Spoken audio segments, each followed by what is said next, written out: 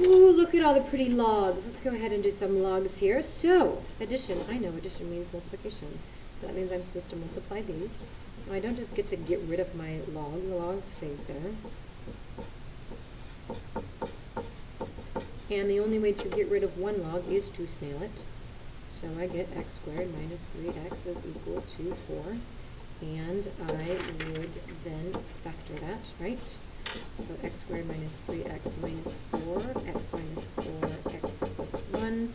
So I get 4 and negative 1 is an answer. Negative doesn't work in there. I can't have a negative log.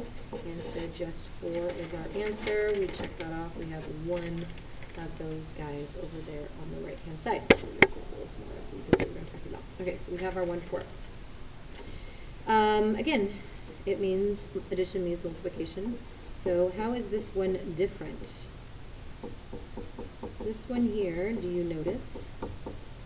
Right here we had one log, we had to snail it to undo it. Here we have a log on both sides, so we can undo the logs on both sides by just eliminating them. And so we would need to factor this, and the one way to factor it is to set it equal to 0, so we need to move the 12 over. So I have, what, negative 6n plus 2 gives me negative 2 and 6. So negative 2 can't be in there, but 6 is not a problem. So 6 is our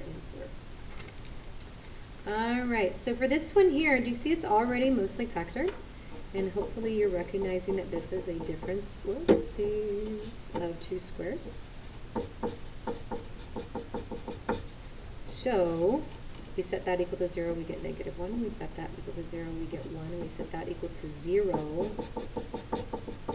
and we get negative 1/4. And that is our option right there. Alright, 29, what do you need to remember? That it is really secretly log base 10. So it's really 10 to the 0 is equal to 5x, and 10 to the 0 is 1. So x is equal to 1/5. 32, gotta snail it, so 16 to the what is equal to 4. If I square root 16, I get 4, and 1/2, when it is an exponent, means square root.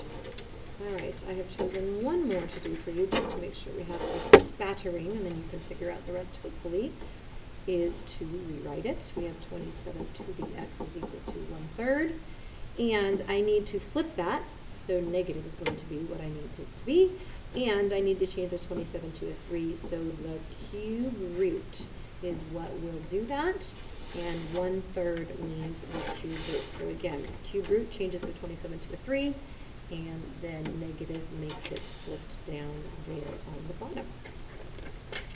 Alright, we